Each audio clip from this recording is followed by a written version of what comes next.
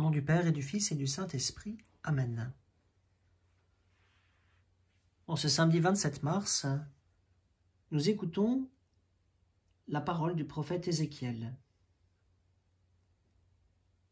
Ainsi parle le Seigneur Dieu, je vais prendre les fils d'Israël parmi les nations où ils sont allés.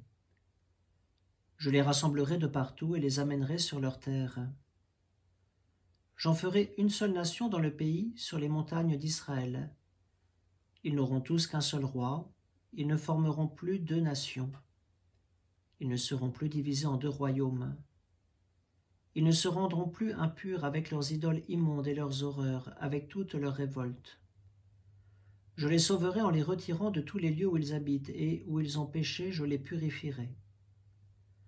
Alors ils seront mon peuple, et moi je serai leur Dieu. Mon serviteur David régnera sur eux, ils n'auront tous qu'un seul berger, ils marcheront selon mes ordonnances. Ils garderont mes décrets et les mettront en pratique. Ils habiteront le pays que j'ai donné à mon serviteur Jacob, le pays que leurs pères ont habité. Ils l'habiteront eux-mêmes et leurs fils et les fils de leurs fils pour toujours. David, mon serviteur, sera leur prince pour toujours. Je conclurai avec eux une alliance de paix, une alliance éternelle. Je les rétablirai, je les multiplierai. Je mettrai mon sanctuaire au milieu d'eux pour toujours. Ma demeure sera chez eux. Je serai leur Dieu et ils seront mon peuple.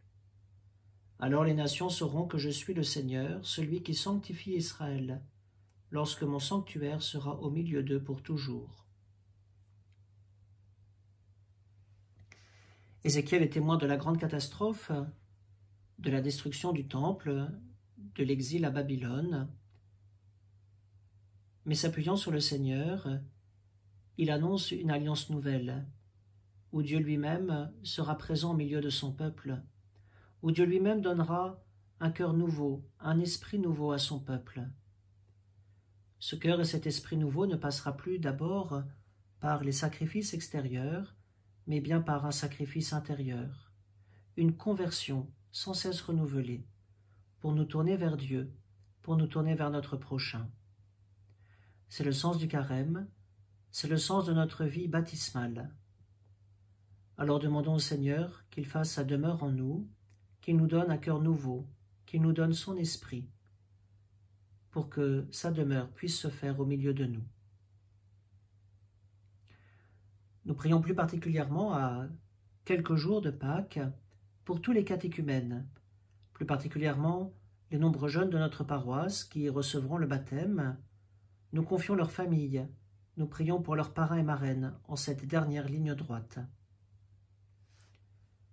Au nom du Père et du Fils et du Saint-Esprit.